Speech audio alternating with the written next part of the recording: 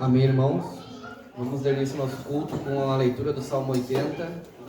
Peço que fiquem em pé para a leitura do Salmo 80.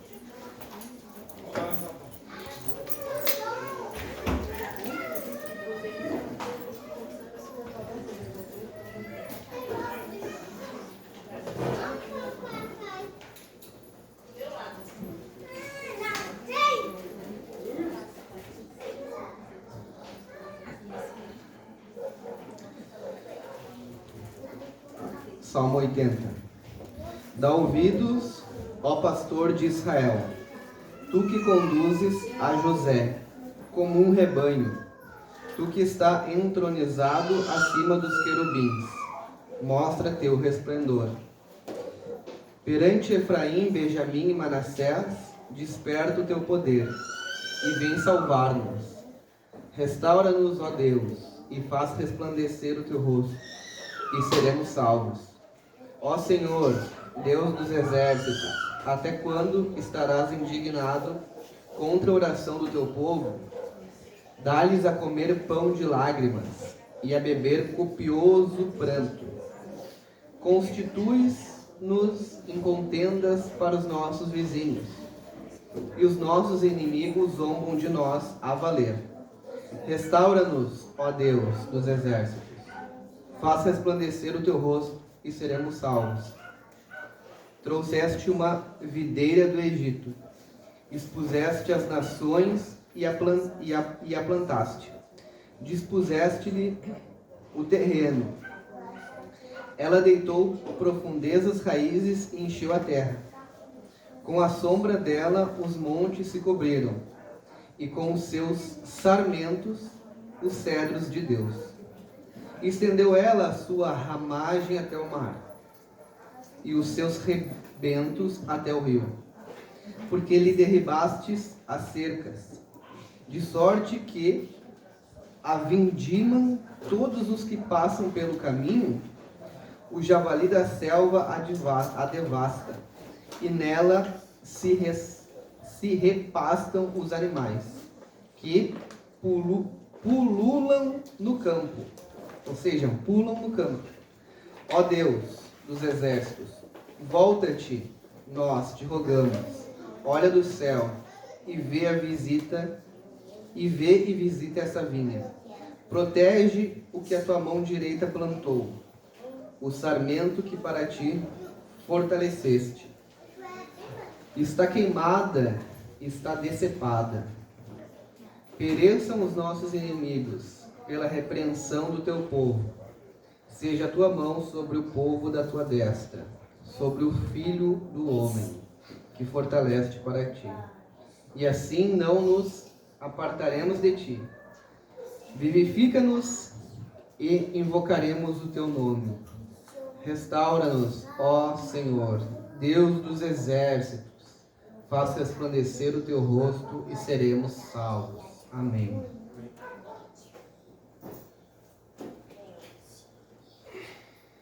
Esse salmo, o contexto histórico dele, ele foi escrito aqui, o salmista ele cita Efraim, Benjamim e Manassés, as tribos do norte, no período onde essas tribos já estão sendo tomadas, onde já estão sendo levadas em cativeiro. E aqui o salmista, o autor, ele pleiteia a Deus inúmeras vezes para que Deus venha socorrer a nação, né? Então tem bastante insumos aqui que a gente poderia tirar lições, mas eu queria me ater rapidamente no versículo 1 e no versículo 5. O versículo 1 que fala: dá ouvidos ao pastor de Israel, tu que conduzes a José como um rebanho. Aqui a palavra de Deus está dizendo que nós somos um rebanho de Deus. José, né, o ser humano, o homem de Deus, como um rebanho do Senhor. E o que isso nos diz, ser um rebanho do Senhor, ser ovelha e o Senhor ser o pastor? O que isso nos remete, o que isso nos ensina? Pode o rebanho saber o que é melhor para si? Pode a ovelha saber o que é melhor para si? Ou é o pastor que sabe o que é melhor para a ovelha? Pode a ovelha cuidar-se independente do seu pastor? A ovelha pode se cuidar se não tem um pastor lá para cuidar dela? Pode a ovelha se gloriar por ter alimento, por ter pasto, por ter água, por ser direcionada para os rios? Pode por acaso essa ovelha querer ser superior a seu pastor, querer questionar as decisões do seu pastor? E aqui, muitas vezes é o que a gente faz, né? A gente questiona as decisões de Deus. Por que isso aconteceu? Por que, Senhor, que isso está acontecendo? Pode a gente se gloriar por ter alimento diário? Não. É o nosso pastor que nos dá alimento diário, é o nosso Deus. O Senhor é meu pastor, diz Davi, né? Pode, por acaso, a gente cuidar de nós mesmos, achar que somos responsáveis pelo nosso cuidado, pela nossa proteção, pelo nosso ensino, pelo nosso conhecimento? Nós somos uma ovelha e o Senhor é o nosso pastor. O Senhor é que nos cuida. Quando um lobo ataca um rebanho, quem que esse lobo ataca? Automaticamente ataca o pastor também, certo? Não tem como a ovelha vencer uma briga animal, uma disputa, um conflito com o lobo. Mas o pastor tem. O pastor tem uma flecha, tem uma arma, uma espingarda, uma pedra. Então, quando nós temos um filho pequeno, se vier um lunático, um louco, um maníaco, um bandido e atacar esse seu filho, quem ele está atacando? Você. O pai do filho ou a mãe do filho vai ser o primeiro a defender o seu filho, certo?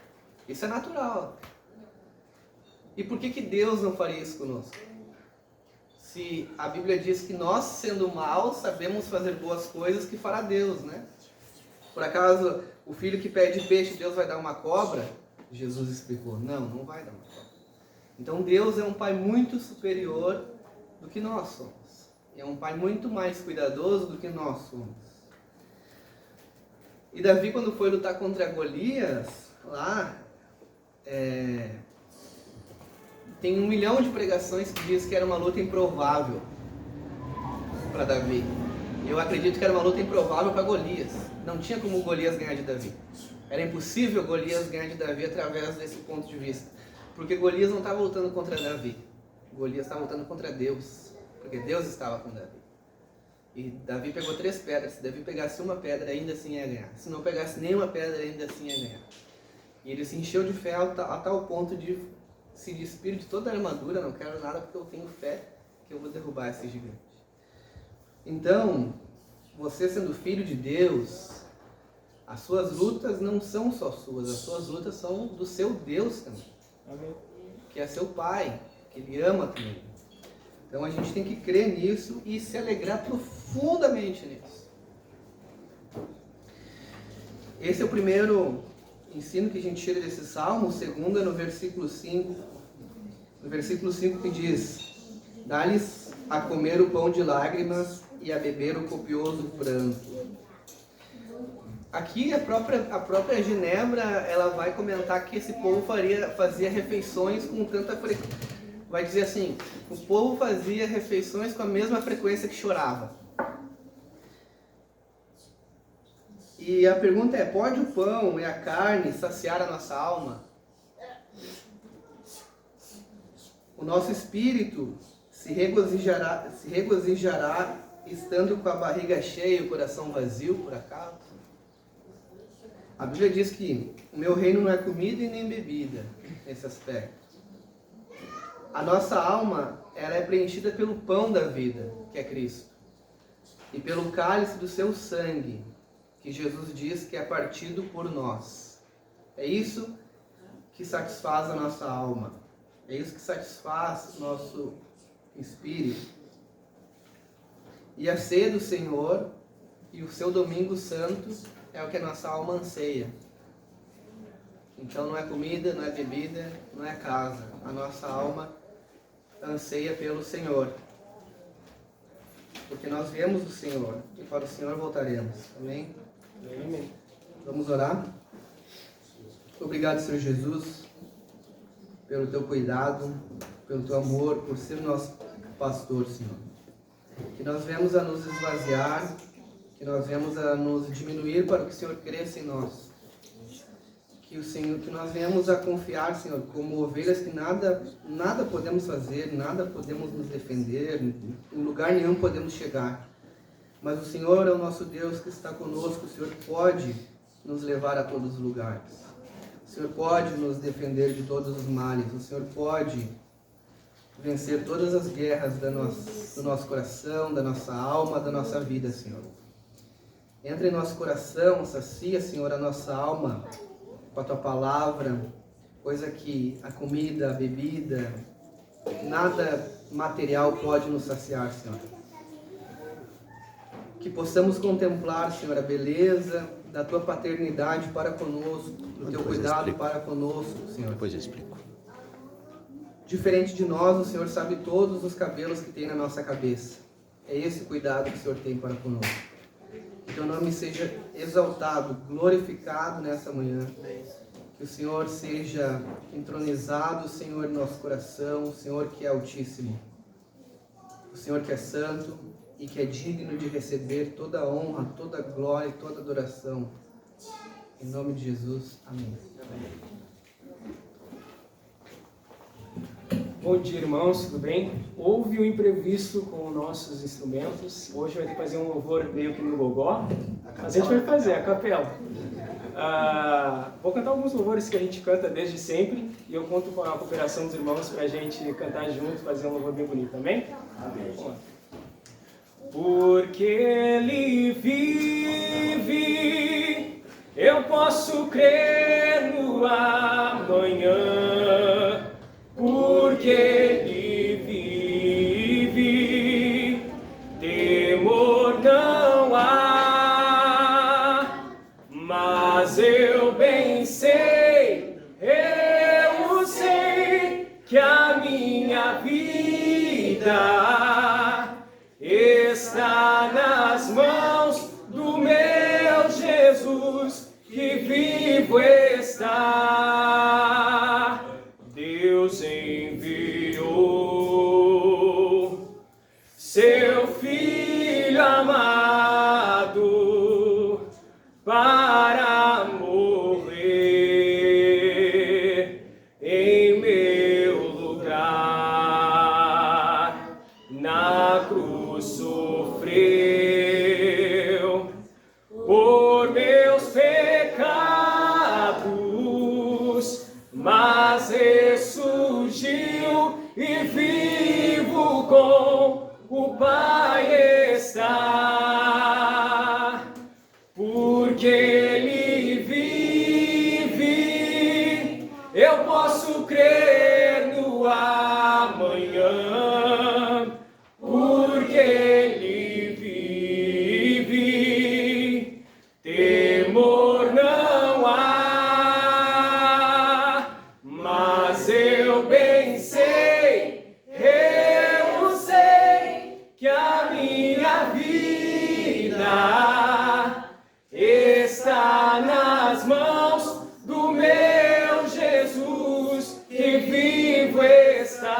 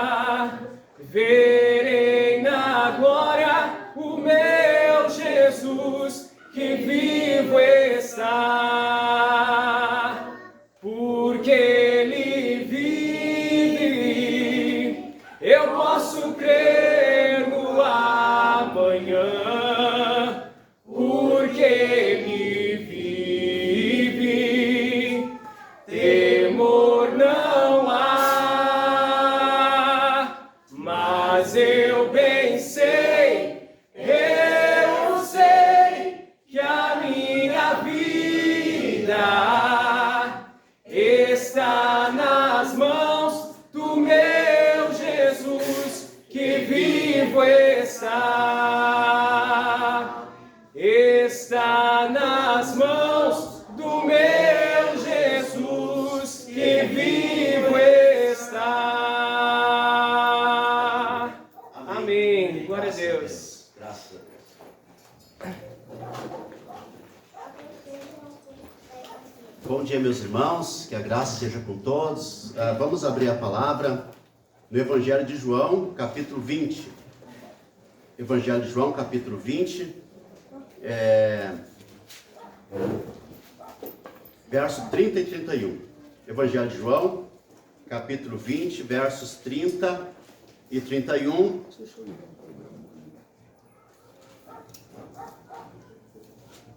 Vamos ligar aqui o dispositivo.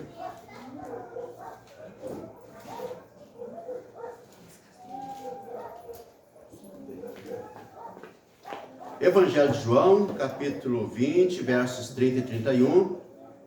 Acompanhe a leitura na sua Bíblia ou aqui na projeção. Diz assim o texto: Na verdade, fez Jesus diante dos discípulos muitos outros sinais que não estão escritos neste livro. Estes, porém, foram registrados para que creais que Jesus é o Cristo, Filho de Deus, e para que, crendo, tenhais vida em seu nome. Amém. Senhor Deus eterno, nós te louvamos, nós te bendizemos, nós te glorificamos. O Senhor é bom, todos os dias, o Senhor é bom o tempo todo. Nós te bendizemos, nós te glorificamos. Agora eu quero te pedir, Senhor, a tua bênção, a tua unção, a tua graça sobre esta exposição da palavra, sobre essa pregação. Que o teu nome seja glorificado e que sejamos edificados pela exposição da palavra. Em nome de Jesus, amém. Irmãos, podem sentar. Louvado seja Deus, bendito seja o nosso Deus. Aos nossos irmãos, né, que nos veem, que nos acompanham pelo YouTube, como o Natan explicou, que a gente não toca instrumento, é que hoje houve um imprevisto, né?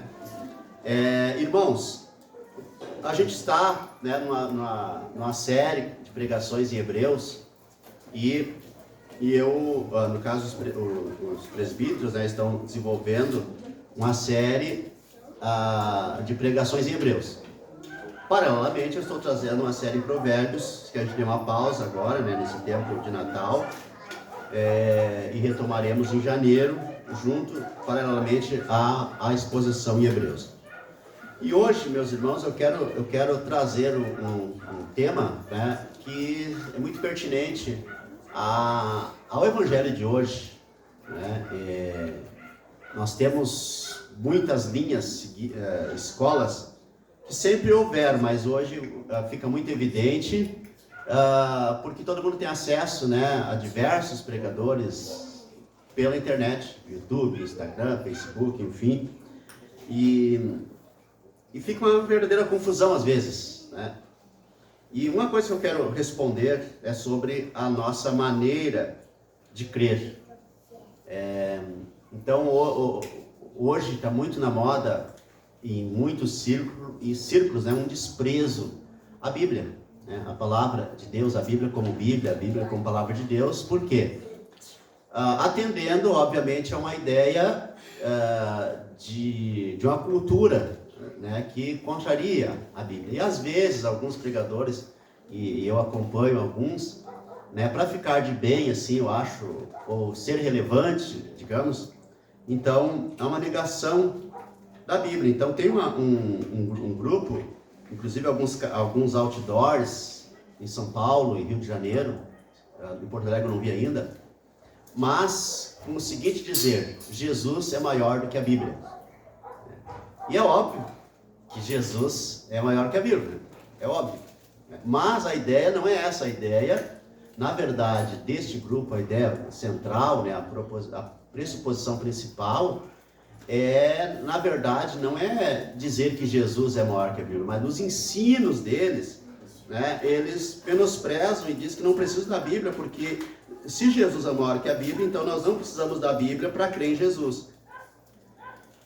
E eu quero negar, né, esta afirmação, porque nós precisamos da Bíblia para crer em Jesus. E eu vou dizer por quê. Então o meu tema hoje é em que Deus devemos crer e como devemos crer. E esse texto de João nos responde isso. E no nosso catecismo, o catecismo de Westminster, na pergunta 3, a pergunta é a seguinte: qual é a coisa principal que as Escrituras nos ensinam? A resposta, a coisa principal que as Escrituras nos ensinam é que o homem deve crer acerca de Deus. É o que o homem, né, o que a pessoa, o que o sujeito deve crer acerca de Deus, o dever que Deus requer de cada um de nós. Então, a grande resposta das Escrituras é apresentar a Deus, seu Filho Jesus Cristo e a salvação por meio de Jesus. E como é a resposta, né, e como é o estilo de vida que Deus requer de cada um. Então, a Bíblia, meus irmãos, ela foi escrita para nos levar ao conhecimento verdadeiro de Deus. E que seu Filho Jesus Cristo, e de seu Filho Jesus Cristo, para que criamos nele e em seu Filho. Então, é por isso que a Bíblia foi escrita, para nos levar ao conhecimento verdadeiro de Deus, nos levar ao conhecimento de seu Filho Jesus Cristo, para que criamos nele, em Deus Pai e em seu Filho. Então, o contexto do Evangelho aqui que nós lemos, do Evangelho de João, esse texto é dos sinais que Jesus realizou. E ele diz que Jesus fez muito mais sinais do que aqueles que estão registrados. Mas os que foram registrados para que pudéssemos crer que Jesus é o Filho de Deus. E que crendo assim, como a Bíblia nos ensina, nós tenhamos a vida eterna. E este movimento, meus irmãos, de crer em Jesus fora da Bíblia, isso não é de agora, isso é muito antigo. Porque lá no primeiro e segundo séculos, você já deve ter ouvido falar do Evangelho segundo Maria Madalena, o Evangelho segundo Tomé, o Evangelho segundo São Malaquias, o Evangelho segundo Judas, Evangelho segundo... Enfim, tem dezenas de evangelhos, tudo traduzido em português, que apresentam uma outra forma de crer em Jesus, chamado gnosticismo. Então, nós temos muitos evangelhos, né? E tem um evangelho que agora, há uns 30 anos atrás, quando foi descoberto, alguém perguntou: nossa, vai abalar os evangelhos tradicionais da Bíblia, porque a Igreja Católica escondeu este evangelho. Só que o texto foi traduzido, está aí em qualquer boa livraria, na Amazon, e não fez impacto algum. Ninguém se importou com este evangelho de Maria Madalena. Por quê? Porque, obviamente, ele não foi escrito na época de Jesus, foi escrito pelo menos 250 anos depois. Então, não teve impacto cultural nenhum.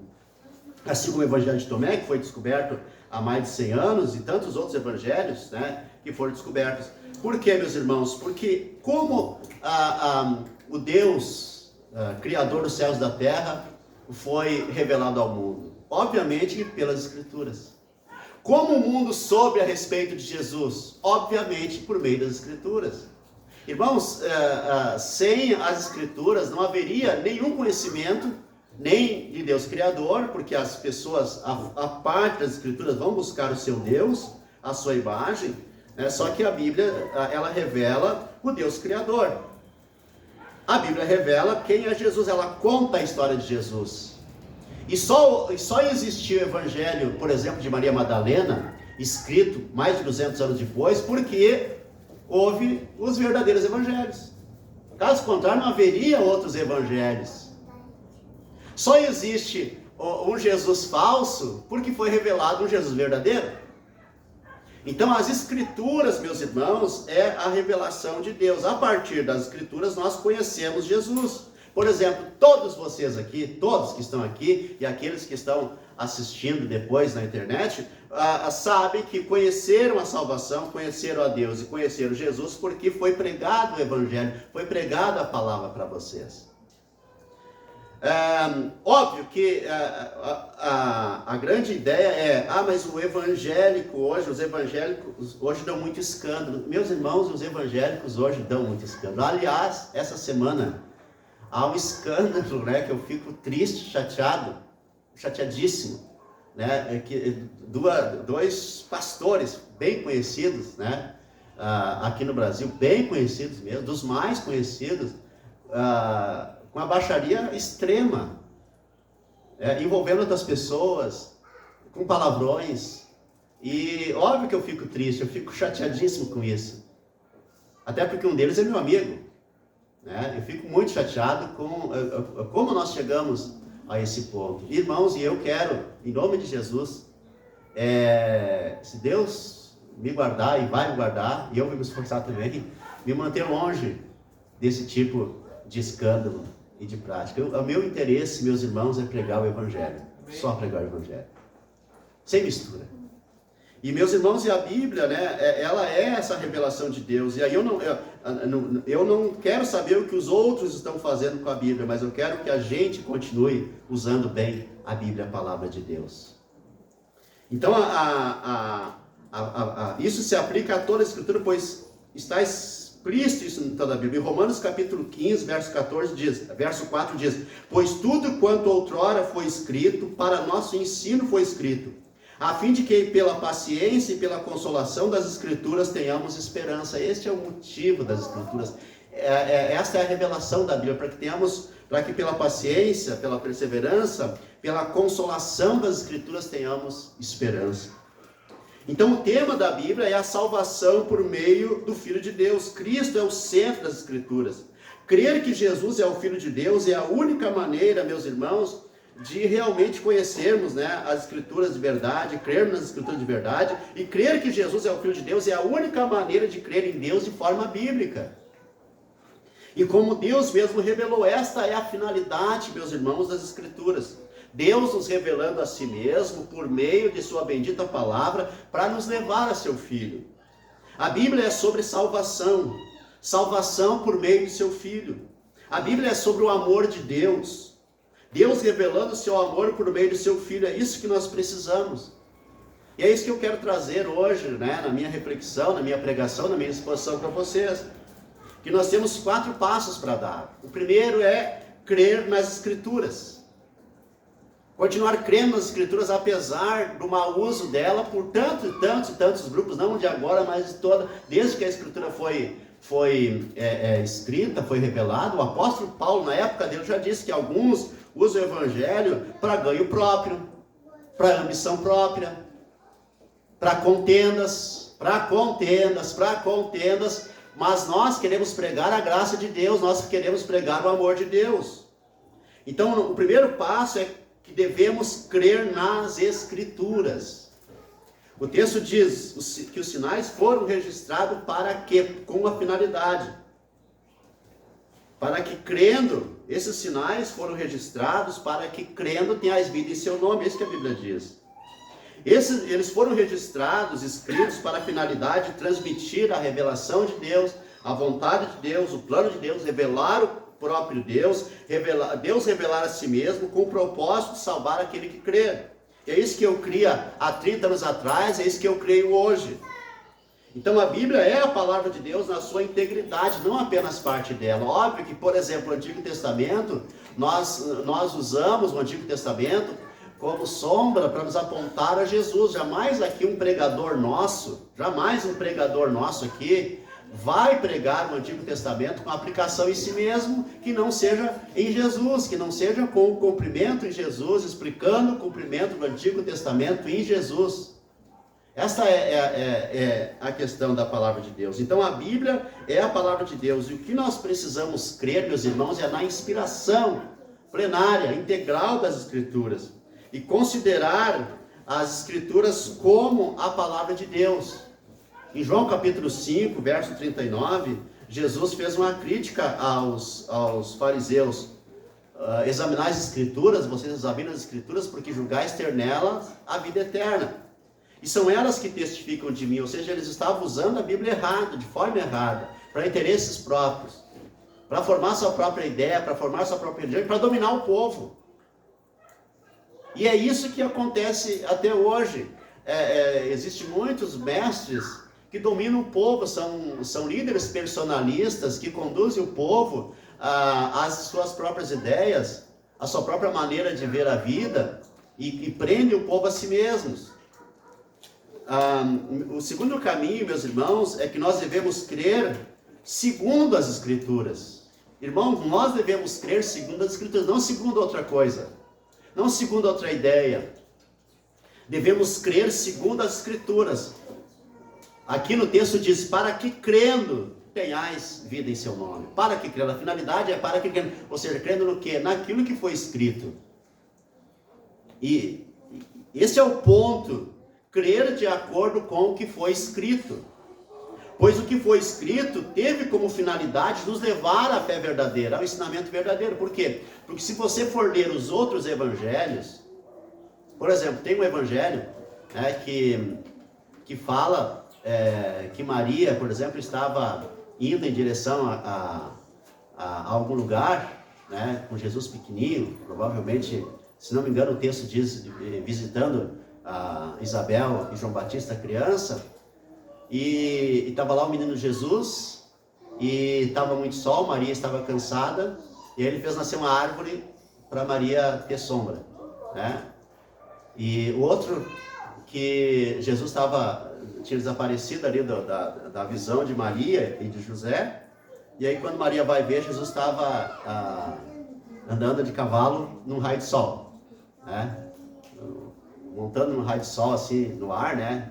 E óbvio, meus irmãos, que não há seriedade nessas coisas, porque, primeiro, isso foi escrito mais de 200 anos depois, por pessoas que não viram Jesus. Os evangelhos, eles foram escritos 20 anos depois de Jesus, mas por aqueles que andaram com Jesus, por aqueles que formaram a igreja. Paulo vai dizer, não deem ouvido a fábulas, porque muitos ensinavam fábulas.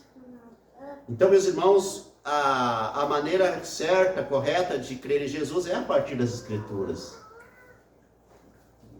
Porque nós não vemos nos evangelhos absolutamente nada que a gente diga, nossa, isso aqui é um escândalo, isso aqui não dá para crer. Óbvio que muitos não creem mais na ressurreição de Jesus. Por exemplo, alguns pregadores bem conhecidos brasileiros, eles dizem o seguinte, não houve ressurreição literal de Jesus. Houve ressurreição no coração dos discípulos. Porque eles dizem o seguinte, Jesus não ressuscitou literalmente. Ele ressuscitou na ideia dos discípulos, na fé dos discípulos. Ou seja, não houve uma ressurreição do túmulo. Jesus não subiu ao céu de verdade. Ele subiu na fé, subiu na ideia dos discípulos. Só que não é dessa forma que as Escrituras nos ensinam. Porque nós cremos na ressurreição, tanto que no nosso credo a gente repete o que a Bíblia diz, dizendo, creio na ressurreição do corpo, na vida eterna, amém. E Paulo vai dizer o seguinte, se Jesus não ressuscitou de fato, então é vã nossa esperança, não há mais nada depois. Quando o nosso cachorro lá, acho que é Toby, o último, não, Buzz, né? O Buzz morreu atropelado. Tem uma história muito triste do Buzz, que eu e o William, o Jean e o Charles passamos, as meninas estavam viajando, eu acho, né? A Priscila e a Lid, e a gente passou a noite lá tomando água, né? Lá na casa do William, inclusive, que morava aqui perto. E água mineral, suco de açaí, né? E aí o que acontece? Eu disse, não, meu cachorro, o William tinha um cachorro lá no apartamento, não, meu cachorro é livre. Meu cachorro é livre, porque é liberdade e tal. No outro dia meu cachorro amanheceu morto na rua. Aí claro que eles, meus amigos, foram lá me criticar, teu cachorro é livre, morreu atropelado. Mas aí eu, como bom, né, argumentista, eu disse, morreu livre? Morreu livre. Morreu na liberdade de ser livre. Mas aí, meus irmãos, quando o Buzz morreu, eu enterrei lá no pátio. E tá lá. E ele não vai ressuscitar, né? E aí essa ideia de muitos cristãos, morreu para sempre morto. Mas nós cremos na ressurreição do nosso corpo, nós declaramos isso, a Bíblia afirma isso em 1 Coríntios 15 e tantos outros textos, né? Então nós precisamos crer de acordo com as Escrituras. A fé verdadeira é a fé segundo as Escrituras. É importante, meus irmãos, a crença certa. Muitos creem na salvação, mas não creem segundo as Escrituras. Creem no céu, no inferno, em Deus, em Cristo, mas não segundo as Escrituras. Faz o seu próprio credo, faz a sua própria confissão de fé. Mas o cristianismo não é uma fé autônoma, independente das Escrituras. O cristianismo é dependente das Escrituras, interpretando as Escrituras da forma correta. E o Salmo 119 diz: lâmpada para os meus pés e a tua palavra, e luz para os meus caminhos. Irmãos, somente tendo as Escrituras em alta conta, meditando nela, deixando ela nos moldar, nos confrontar e exortar, somente deixando que ela, como palavra de Deus, nos corrija, é que teremos luz nas nossas trevas. É que teremos condições de ver a nossa verdadeira condição. Em 1 Coríntios capítulo 10, verso 11 diz: examinai as Escrituras. Aliás, isso aqui não é 1 Coríntios, né? Repetição lá de João capítulo 5. Né? Mas a ideia das Escrituras é que a gente crê nas Escrituras para ter a vida eterna. Mas não é nem abandonando as Escrituras porque alguém interpreta de forma equivocada, para interesse próprio, e nem interpretando as Escrituras para interesse próprio. Porque o meu terceiro caminho que eu quero apresentar para vocês é que nós devemos crer em Deus segundo as Escrituras. Porque se nós não crermos em Deus segundo as Escrituras, nós vamos fazer uma mistura, né, como outro dia um pregador fez, uma mistura de cristianismo com taoísmo, zen budismo e outras coisas, um mix, né, que não leva a lugar nenhum. E o texto diz o seguinte, ó: para que creais que Jesus é o Filho de Deus. Então nós devemos crer em Deus segundo as Escrituras. A fé verdadeira só é fé verdadeira no Deus verdadeiro. E nós precisamos crer, afirmar e confessar e ver na vida Deus como nosso Criador. Precisamos ver Deus como soberano, como aquele que conduz o mundo, a história, e tem tudo em sua mão e o controle sobre tudo e sobre todos. Porque ao não crer na soberania divina, meus irmãos, o ser humano diminui a Deus, e diminuindo a Deus, diminui a si mesmo. Óbvio que nós temos algumas questões difíceis de entender. Óbvio que nós temos. Como que eu vou explicar por que uma família inteira, outro dia, né? Aliás, mãe e duas filhas foram mortas. E eu não fujo, meus irmãos, dessas questões. Eu não fujo dessas questões. Como que a gente explica essas coisas? Como que a gente explica, por exemplo, que outro dia uma amiga nossa, minha idade, colocou um registro no Facebook muito triste, porque a casa dela, que nunca tinha sido invadida pela água, ela mora ali na região das ilhas, e dessa vez tiveram que sair, ficar na casa de parentes. Mas aí, tu vai em algumas igrejas, interpretando a Escritura de forma equivocada, diz: o crente precisa ser um vitorioso sempre. Precisa ser um vencedor, tu é um vencedor e nada de mal vai te atingir. Aí eu estava na casa de uns irmãos outro dia que e veio esse assunto. Eu disse assim: sabe qual é a diferença entre tu, que é crente, que é cristão, e aquele que mora na beira do rio? É que tu mora no quarto andar de um prédio, no mínimo a 500 metros de altura, longe do rio mais próximo. Essa é a única diferença. A única diferença é que um foi morar na beira do rio. O outro tem condições, foi morar no quarto andar de um edifício no morro. Sabe quando é que a água vai atingir lá? Nunca. Nunca. Porque teria que secar o mar, por exemplo, para atingir uma cidade em cima de um morro. O mar teria que se deslocar de lugar. Sai toda a metade da água do mar, não tem como. Não tem como. Irmãos, agora o cristão, meus irmãos, ele não é um privilegiado no mundo, ele não vai ficar mais rico. Por exemplo, eu outro dia fui diagnosticado com diabetes, mas eu sou um cristão, eu oro todos os dias, eu medito todos os dias, mas como assim? Isso tem gente fazendo orgia, morre fumando, morre bebendo, morre lá com 90 e poucos anos, né? Puxa vida. Não há diferença, porque Deus, né, é Deus do mundo. E quando alguém me pergunta, mas por que acontece essas tragédias? Como eu não tenho uma resposta convincente, porque não existe, eu digo o seguinte: quando acontece isso, eu não pergunto por que aconteceu. A minha pergunta é: o que eu posso fazer? Como eu posso fazer para ajudar essas pessoas? Para diminuir? Eu já disse aqui para vocês como se combate o mal: praticando bem. O mal existe no mundo. Porque o mundo é o mundo, né? Não é um mundo robótico, o mal existe, então nós precisamos combater o mal praticando bem. A única resposta que eu tenho, eu ajudo. Irmãos, eu me envolvo na vida das pessoas. Eu me envolvo na vida das pessoas. Eu chamo vocês a fazer o mesmo. Ao invés de ficar fazendo perguntas filosóficas, ajo como um cristão. E o cristão eu vou agir no mundo, eu vou amenizar a dor do mundo, eu vou procurar o mundo ao meu alcance, porque há um mundo ao nosso alcance que nós podemos ajudar. E se todo mundo fizesse assim, todo mundo seria ajudado. Todo mundo seria ajudado.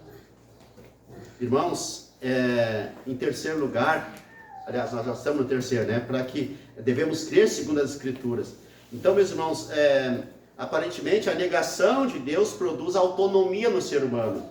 Mas, pelo contrário, essa arrogância reduz o ser humano a um descendente de uma ameba, de uma sorte cega, de um acaso cega. Então, criamos em Deus, meus irmãos, como a Escritura o revela, como soberano, como aquele que tem o direito verdadeiramente de reinar sobre a criação. Devemos crer em Deus como o Todo-Poderoso. Alguns, por exemplo, os cristãos, né, alguns pensamentos cristãos que duvidam que sejam assim. São moldados pela ilusão de que o ser humano é bom. E quando vem o sofrimento no mundo, questionam a Deus, e não o ser humano. Questionam a Deus, não o ser humano. E às vezes não se envolvem no mundo. Se a pessoa perguntasse, fizesse as perguntas, questionando, mas agindo, ok. Mas boa parte dos que perguntam quer a minha resposta, mas não querem agir em favor dos necessitados, daqueles atingidos por qualquer dor do mundo. Questionam a bondade de Deus. Outros afirmam que Deus é só amor, que não tem justiça nenhuma, negam o atributo, por exemplo, da ira divina. Ao afirmar o amor de Deus, negam a sua santidade. Negando a santidade de Deus, ela não causa espanto, ela não causa admiração, não causa reverência, e Deus deixa de ser Deus. Óbvio, meus irmãos, que Deus, acima de tudo, é amor. E se não fosse amor, não haveria esperança para a humanidade. Não haveria. Não haveria. E por último, meus irmãos, nós devemos crer que Jesus Cristo é o Filho de Deus, de acordo com as Escrituras. Nós devemos crer que Jesus Cristo é o Filho de Deus, de acordo com as Escrituras. Diz o texto aqui, para que creais que Jesus Cristo é o Filho de Deus. Irmãos, essa é a doutrina central da Bíblia. Para crer que Jesus Cristo é o Filho de Deus. É a única chance de redenção do ser humano. O verso 31 diz: esses, porém, foram registrados para que creais que Jesus é o Cristo, o Filho de Deus. E para que, crendo, tenhais vida em seu nome. Crer que Jesus é o Filho de Deus, meus irmãos, é o centro da doutrina. Esta deve ser a nossa principal declaração de fé. Tu és o Cristo, o Filho de Deus vivo. Irmãos, esta deve ser a nossa principal declaração de fé. Tu és o Cristo, o Filho de Deus vivo. E a morte de Jesus deve estar no centro da nossa fé. A cruz de Cristo deve estar no centro da igreja. A cruz é central para o cristianismo. Meus irmãos, na verdade, sem a cruz de Cristo não há verdadeiro cristianismo. Sem a declaração de que Cristo é o Filho de Deus, não há cristianismo e não há igreja. Não há salvação, pois não há um Salvador. E aquele que entende a cruz corretamente, entende a Bíblia e entende Jesus como Filho de Deus. A cruz de Cristo, meus irmãos, é o verdadeiro coração, é a essência do cristianismo. E por isso, meus irmãos, oferece uma mensagem simples e acessível a todos. Cristo morreu, 1 Coríntios 15:3, Cristo morreu por nossos pecados, segundo a Escritura. Cristo morreu por nossos pecados, segundo a Escritura. Em Atos 16:31, naquela famosa afirmação de Paulo, diz assim, crê no Senhor Jesus Cristo e será salvo, tu e a tua casa. 1 Pedro 3:18 diz, Cristo morreu uma única vez pelos pecados, os justos pelos injustos, para conduzir-vos a Deus. Irmãos, esta é a nossa fé. Este é o centro da nossa fé. Esta é a nossa fé verdadeira sobre Deus, crer segundo as Escrituras. E nós não abrimos mão disso, meus irmãos. Caso contrário, a gente se perde. A gente se perde. E a gente começa a pregar o Evangelho como qualquer um está pregando, sem referência, sem uma referência histórica. Outro dia eu falava aqui para vocês que, por exemplo, quando os apóstolos pregam, quando os pais da igreja pregam, serve para nós. Quando alguns pregadores medievais pregam, serve para nós. E o contrário também é verdadeiro. Uma mensagem só é verdadeiramente cristã, se pregada hoje, servir, caso enfim, um pai da igreja ou um membro da igreja primitiva ou apostólica ou patrística viajasse no tempo e viesse aqui assistir um culto, a minha pregação deveria servir para eles também. A pregação precisa ser atemporal. Óbvio que a gente usa contextos históricos aqui, mas apenas para ilustrar a verdade atemporal.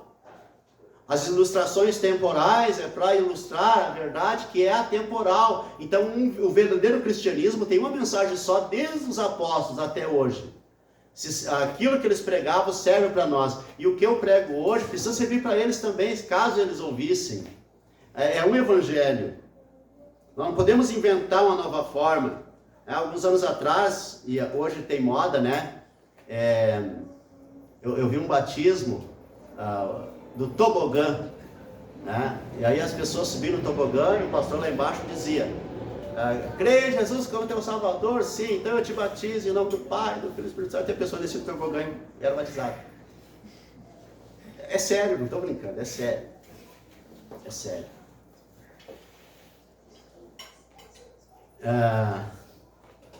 E agora, outro dia eu vi um que as pessoas estavam sentadas nessas cadeiras boia, né, que tem nas piscinas e tal. Então tinha lá, todo mundo sentado na cadeira boia, né? Aí o pastor dizia, eu te batizo, porque era bastante, sei lá, umas 70, 80 pessoas, um piscinão lá.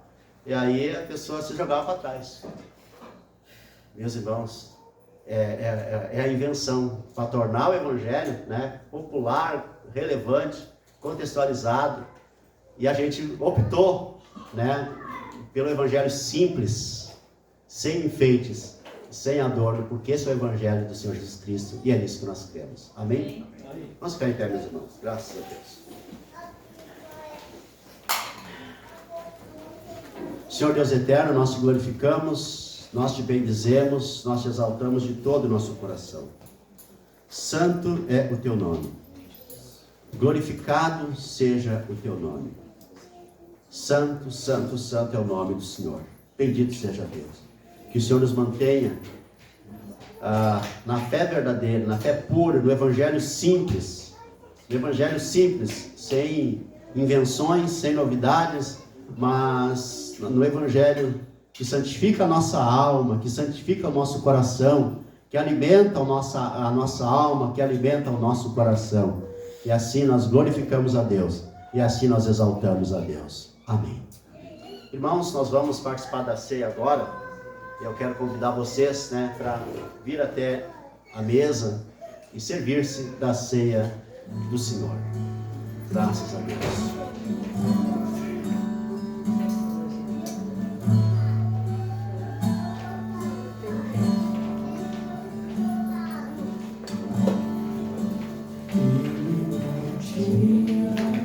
Qualquer beleza ou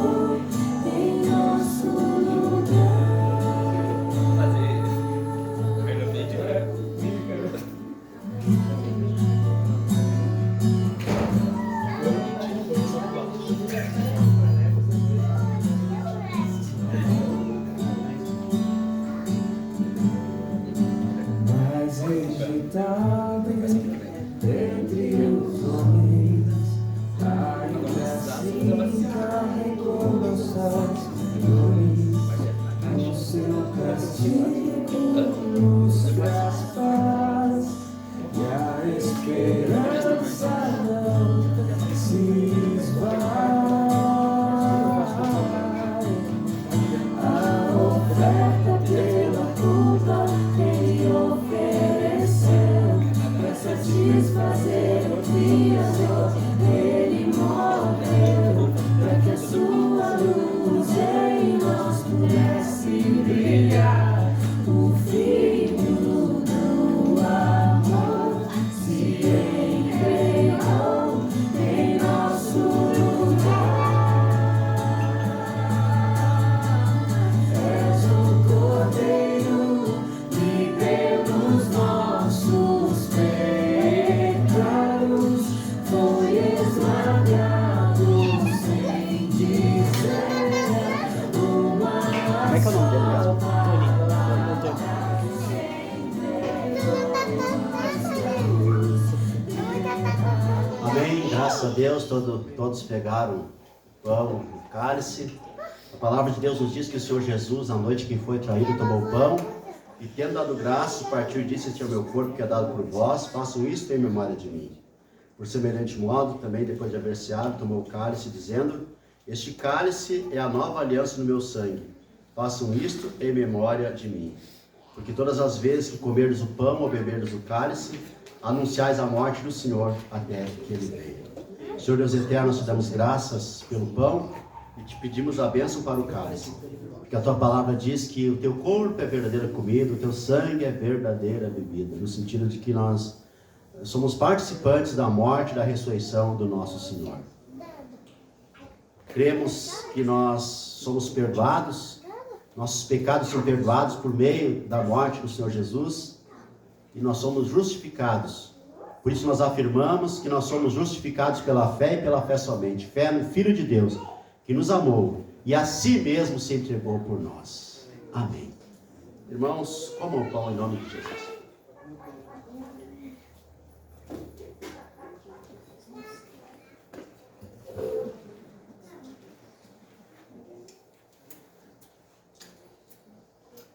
Alguém comeu um pouco de chocolate?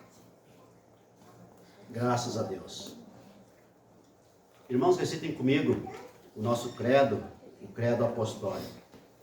Creio em Deus, Pai Todo-Poderoso, Criador do céu e da terra. Creio em Jesus Cristo, seu único Filho, nosso Senhor, o qual foi concebido por obra do Espírito Santo. Nasceu da Virgem Maria, padeceu sob o poder de Pôncio Pilatos, foi crucificado, morto e sepultado. Desceu ao inferno, ressurgiu dos mortos ao terceiro dia, subiu ao céu, está sentado à direita de Deus Pai Todo-Poderoso, de onde há de vir para julgar os vivos e os mortos. Creio no Espírito Santo, na Santa Igreja Católica, na comunhão dos santos, na remissão dos pecados, na ressurreição do corpo, na vida eterna. Amém. Bebam do cálice. Deus seja louvado. Deus seja louvado. Obrigado, Senhor. Te louvamos, te bendizemos, te glorificamos. Santo é o Senhor. Obrigado, Senhor, por teu amor. Obrigado por tua bondade. Obrigado, Senhor. Louvado seja Deus. Amém. Irmãos, orem comigo a oração do Senhor. Orem comigo. Pai nosso que estás nos céus, santificado seja o teu nome. Venha o teu reino, faça-se a tua vontade, assim na terra como no céu. O pão nosso de cada dia dá-nos hoje, e perdoa-nos as nossas dívidas, assim como nós temos perdoado aos nossos devedores. E não nos deixes cair em tentação, mas livra-nos do mal. Pois teu é o reino, o poder e a glória para sempre. Amém. Senhor Deus eterno, nós te louvamos, nós te glorificamos, nós te exaltamos de todo o nosso coração.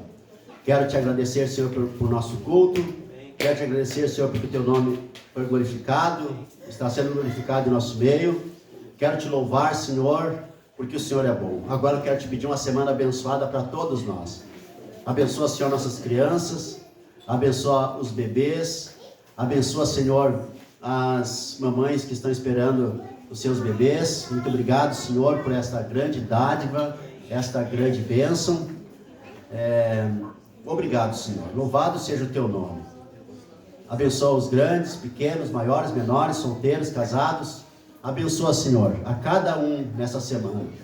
Livra do mal, livra do maligno, Senhor, a cada um, a cada casa, Senhor. Livra dos males do mundo, Senhor, e dos males do maligno. Nós te louvamos, nós te bendizemos, nós te engrandecemos, e que o teu nome seja glorificado. Nós oramos em nome de Jesus. Amém. A graça do Senhor Jesus Cristo, o amor de Deus e a comunhão do Espírito Santo seja com todos vós. Amém.